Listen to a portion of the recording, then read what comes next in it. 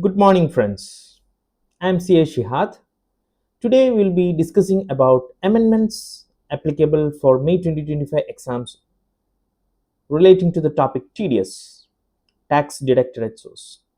It's one of the important area applicable for your exams. There are 5 changes in this chapter. All the 5 changes are relating to the TDS rate. I will tell you the change first, then I will go topic by topic. The TDS rate has been changed from 5% to 2% in all these 5 sections.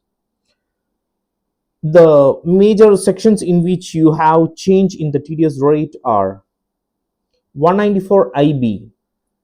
Up to 30th September, the TDS rate was 5%. From 1st October, the rate has been reduced to 2%. The same type change you have in 5 more sections. 194G, Lottery Ticket Commission. Up to 30th September, it was 5. Now it is 2%. 194H, Commission or Brokerage. Up to 30th September, it was 5. Now it is 2. Same thing in 194M. 194M is applicable if the other 3 sections, 194C, 194C, 194J, 194H, if these sections are not applicable, then the applicability of 194M will arise if certain conditions are satisfied. If there also the rate was 5% up to 30th September, now it is 2%. One more section you have change, that is relating to 194DA. 194DA is for life insurance maturity amount. Life insurance maturity amount, the earlier the rate was 5, now it has been changed to 2% with effect from 1st October 2024. So these are the 5 sections in which you have the changes. So I will list out the 5 sections here. 194 IB, 194G, 194 IB relating to rent, 194G relates to lottery ticket commission, 194H commission or brokerage, 194M if 194C, 194J, 194H not applicable, this section will come into force, and 194DA life insurance maturity amount, TDS relating to life insurance maturity amount. So these 5 sections we will analyze one by one and try to understand what is the section. The change is very simple. Now the thing is to study this section. I hope what I told is clear till now, right? Okay, friends. So we'll move to 194 IB. 194 IB, when I start discussing 194 IB, I have to give you a brief intro about section 194I. I hope you know section 184I. It's for rent. When we pay rent relating to building, land, plant and machinery, furniture, etc., 194I, section 194I is applicable if the payment exceeds 2,40,000 in a financial year. If the payment exceeds 2,40,000 in a financial year, that is the threshold limit. If you make a payment to a particular person and it exceeds 2,40,000, you have to deduct TDS. The TDS rate as per 194I is 10% for land, building, furniture, etc., and 2% for plant and machinery equipments. There are 2 rates. But the thing is that if the payer, the person making the payment, if he is an individual or HUF, he has to deduct TDS under section 194I only if his turnover during preceding financial year. So our relevant previous year is 24-25. So the preceding previous year or preceding financial year is 23-24. So we have to check the turnover of the preceding previous year 23-24. If it is a business, it should exceed 1 crore. If it is a profession, it should exceed 50 lakh. Then only for individual or HUF they have to deduct TDS. Otherwise, they need not deduct TDS. So in some cases, say for an example, a doctor who is getting monthly salary of 5 lakh or 10 lakh per month, and he is hiring a flat for which he is paying 1 lakh per month rent, then the receiver of that rent is getting huge amount, and that amount TDS has not been deducted. So the government thought about introducing a new section, that is 194 IB, which has been introduced long back actually. So 194 IB, in that they are saying if an individual or HUF, if their turnover during the preceding financial year doesn't exceed, if their turnover during preceding financial year doesn't exceed 1 crore or 50 lakh, as the case may be, 1 crore or 50 lakh, 1 crore in case of business and 50 lakh in case of profession, as the case may be, they have to deduct TDS, provided their what to say, in the current their monthly rent exceeds 50,000 monthly rent. Okay, this is per month. Normally for TDS the rate is per annum, the threshold is per annum, but for this section they are saying per month. If the rent exceeds 50,000 per month, then you have to deduct TDS. The rate was 5% till which date? 30th September. And now the rate has been changed to how much percentage? The rate has been changed to 2%. This is the first change which has been made as per Finance Number 2 Act 2024. So, can we try a question based on the concept? So, I will discuss a question based on section 194 IB.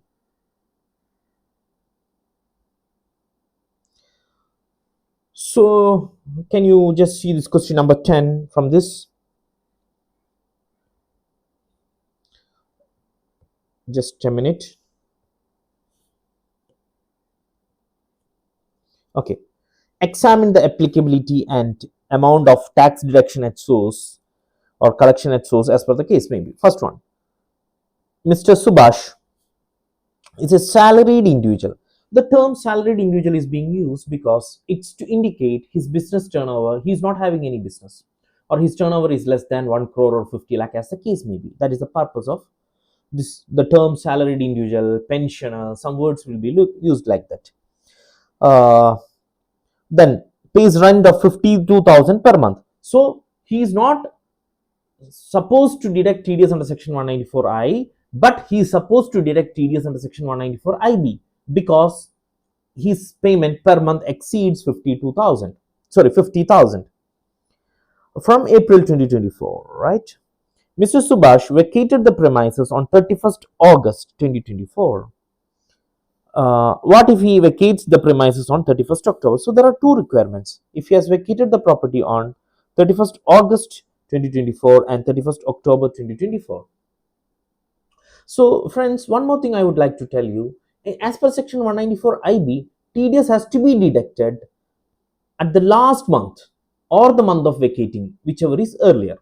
In this case, first case, he has vacated during the month of August.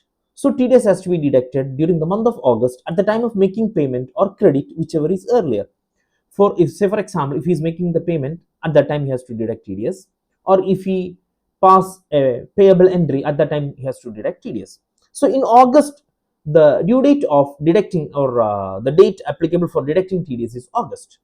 In August, what is the rate? Up to 30th September, I told you the rate is 5%.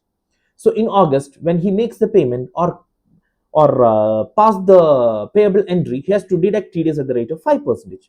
So from April, May, June, July, August, 5 months he has to make the payment of rent. So 52,000 into 5. You see, 52,000 into 5 into how much percentage? 5%. 52,000 into 5, it works out to 2,60,000 into 5%, it works out to 13,000. So 13,000 is the amount to be deducted. However, there is another requirement. If he has vacated the property during the month of October 2024, in October, you know, the rate has been changed from 5 to 2%. So till October, there are 7 months. So the rate will be 52,000 into 7 into 2. It will work out to 7,280. Are you getting? I hope regarding 194 IB, the concept is clear. I will show you one more question. You can just check it and tell me the answer right now. Mr. X, a salaried individual, pays rent 55,000. Again, salaried individual. That means his business turnover doesn't exceed 1 crore, or from gross receipt from profession doesn't exceed 50 lakh. So 194I is not applicable. So we have to check 194IB. When is 194IB applicable? If monthly payment exceeds 50,000. Right, so here it is 55,000, so 194 IB is applicable. Is he required to deduct tax? So sorry, one more thing is there. From where, from which month? June 2024 he has been taking it online rent. So from June to March there are 10 months. So 55,000 into 10, 55,000 into 10 will work out to 5,50,000 into 2%. Why? The payment is made during the month of March, so into 2%, it will work out to 11,000. One more requirement is there. If Mr. X has vacated the property on 31st December instead of March, if it is vacated on December, if it is vacated on December, instead of 10 months, it will be for 7 months. So the rule will be like this: 55,000 into 2% into 7. So it will work out to 7,700. I hope it's clear regarding 194 IB. So can I move to the next section? After 194 IB, we have to discuss the next section, that is 194G. 194G is commission on lottery tickets. It's a simple section, nothing to discuss more. If a lottery ticket agent is selling the lottery tickets, and if he is getting commission, and if it exceeds 15,000 in a financial year, there it was per month, it's financial year, then he has to deduct TDS at the rate of 5%, up to which date? 30th September. And from 1st October, the rate has increased to how much percentage? Sorry, decreased to how much percentage? 2%. So 194G, nothing more to discuss. In 194H, it's a common section. It's very important section. You should know it perfectly. Commission or brokerage, same. If the payment exceeds 15,000 in a financial year, TDS has to be deducted at the rate of 5% up to 30th September and 2% with effect from 1st October. If the payer is an individual or HF, his turnover should exceed 1 crore during preceding financial year. And if it is a profession, it should exceed 50 lakh during preceding financial year. So if that condition is satisfied, 194H will be applicable. The rate has been decreased from 5 to 2. That's the only change. You already know the section. We'll do some problems after discussing the next section. This is very important section, 194M. 194M. 194M is applicable if 194C contract payment, 194J professional fee, 194H commission or brokerage. These sections are not applicable. Say for example, for all these three sections, if it is an individual or HF, if it's an individual or HF, if it's an individual or HF, his turnover should exceed 1 crore, or in case of profession, it should exceed 50 lakhs to deduct TDS. And if it is for personal purpose, these sections are also not applicable. If in case of an individual or HF, for whom 194C, 194J, 194H, 194C contract payment, single payment if it exceeds 30,000, aggregate payment 1 lakh, they have to deduct TDS. And 194J, professional fee, royalty, fee for technical service, non-compete fee. In each of these cases, payment should exceed 30,000 in a financial year. And director's remuneration, any amount, you have to deduct TDS under section 194J. 194H we have just discussed right now, commission or brokerage. If those sections are not applicable, if 194C contract payment is not applicable, 194J professional fee, that section is not applicable, 194H commission or brokerage, if that section is not applicable, then we have to check 194M. 194M is an important section which you should check thoroughly.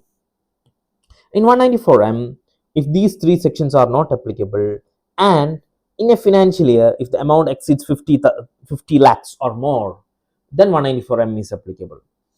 If it exceeds 50 lakh or more only, then 194M is applicable. In that case, the TDS rate was 5% up to 30th September 2024, and from 1st October, the rate has been decreased to 2%. So we'll try some questions based on 194M, 194H, etc. After this, one more section is pending. It's regarding 194DA that we'll do afterwards. So this is the question relating to 194M. Here, examine whether TDS provisions would be attracted in following cases If so, under which section? Also specify the rate of TDS applicable in each case. Assume that all payments are made to residents. First one. Ganesh, an individual,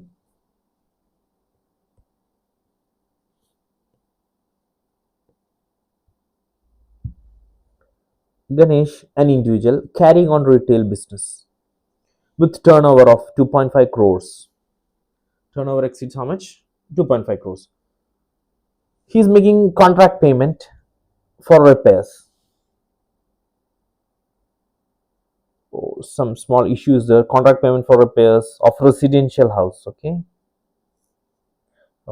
Some small missing is here. The residential house. Contract payment for repairs of residential house. That is for personal purpose, right? If it is for personal purpose, 194C is not attracted. His turnover exceeds 1 crore, but it is for personal purpose. So 194C is not attracted. If 194C is not attracted, you have to check 194M. When 194M will be attracted? If the payment exceeds 50 lakhs. So how much is the amount here? It's just 5 lakhs. So 194C and 194M both are not applicable. Are you getting? However, there is second payment of commission to Mr. Valish for business purpose. And the commission is 80,000 in November 2024. So it's for business purpose and it exceeds 15,000. His turnover exceeds 1 crore. So 194H is attracted. If 194H is attracted, no need to check 194M. That is being settled there. For 194H, what is the TDS rate? Up to 30th September, it is 5%, and from 1st October, it is 2. So you see, the payment has been made during November. So the rate would be 2%.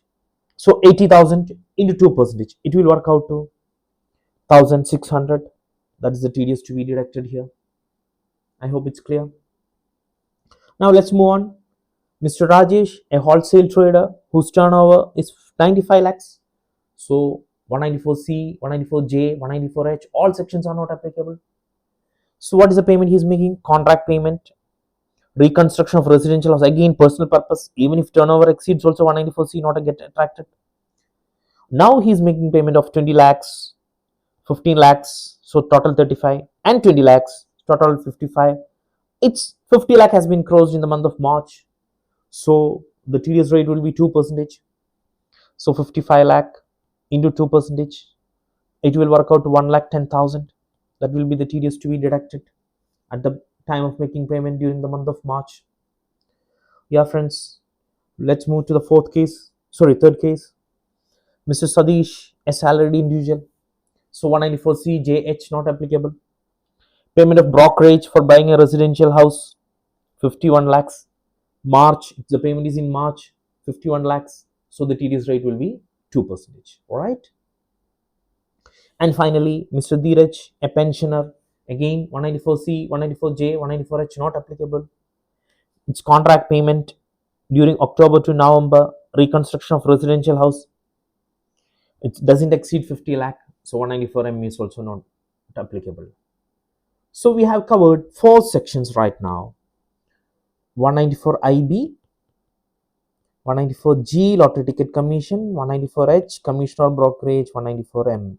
In all these sections, the change is only the TDS rate has been decreased from 5% to 2%. That's all. One more section we have, the last one.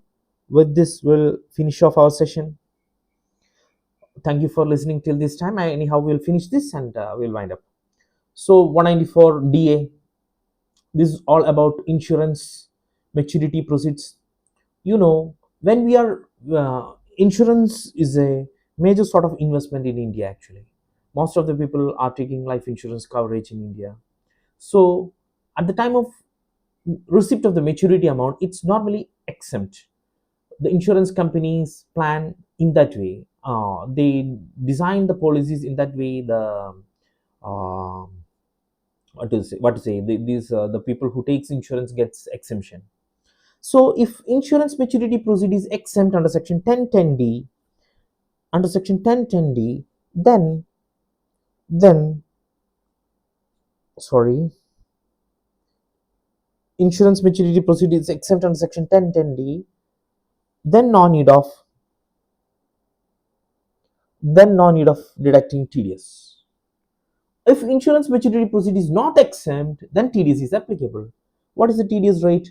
Earlier it was 5% up to 30th September. Now it is just 2%. That's the only change. So the TDS has to be deducted if the maturity amount exceeds 1 lakh, it's greater than or equal to 1 lakh, and the TDS is at 5 or 2% as the case may be on the income. How you will compute income? For computing income, from maturity amount, whatever is your maturity amount, say for example 20 lakh is your maturity amount, premium paid is say for example 12 lakh, so you are getting extra 8 lakh. On this you have to apply the TDS rate, either 5% or 2% as the case may be. This is all about section 194 DA. So friends, with this we are finishing off amendments relating to the topic TDS. Then one more thing I will just sum up relating to TCS 206C 1G, and we will finish off our session. Actually in this year there is no amendment relating to this section 206C 1G, but last year there were different types of rates. So I will do one thing, I'm not comparing it with the last year. I will tell you the rules relating to this year. This is relating to foreign tour and foreign remittance. In relation to foreign tour package, the TCS rate is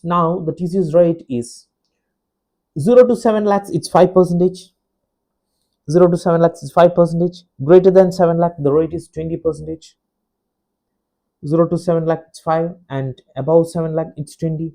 Foreign tour, say for example, I'm going to USA, and my tour operator is providing me two services. That is, say for example, flight booking 2 lakhs, and my hotel stay and my food etc. the say for example 8 lakhs.